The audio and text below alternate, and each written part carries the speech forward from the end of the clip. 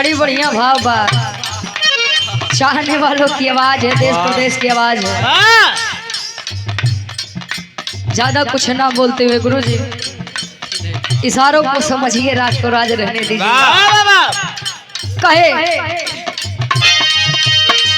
PDA गठबंधन में भैया अखिलेश संगे लाग के, गठबंधन में भैया अखिलेश संगे लाग के, गठबंधन में भैया अखिलेश संगे लाग के।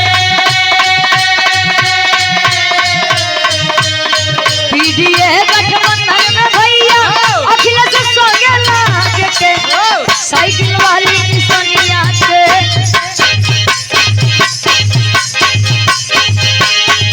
और साइकिल वाली सोनिया के बटनिए धई धई दाबे के, साइकिल वाली सोनिया के बटनिया धई धई दाबे के, साइकिल वाली सोनिया के बटनिया धई धई दाबे के।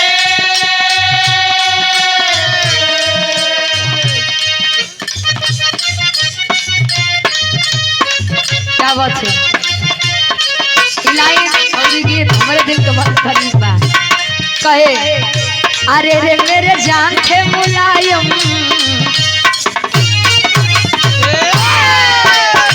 देश के साथ मुलायम, अरे रे मेरे जान थे मुलायम, देश के साथ मुलायम, अरे रे मेरे जान थे मुलायम, देश के साथ मुलायम।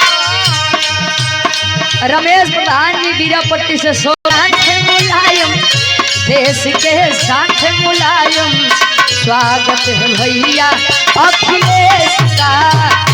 अरे मेरे साथ मुलायम, देश के साथ मुलायम, स्वागत है भैया अखिलेश का। अरे मेरे साथ मुलायम, देश के साथ मुलायम, स्वागत है भैया अखिलेश का।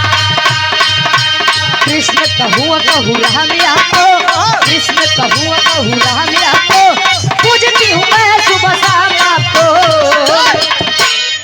मेरे भगवान के मुलायम, देश के साथ मुलायम, मेरे भगवान के मुलायम, देश के साथ मुलायम, स्वागत है भैया अखिलेश का।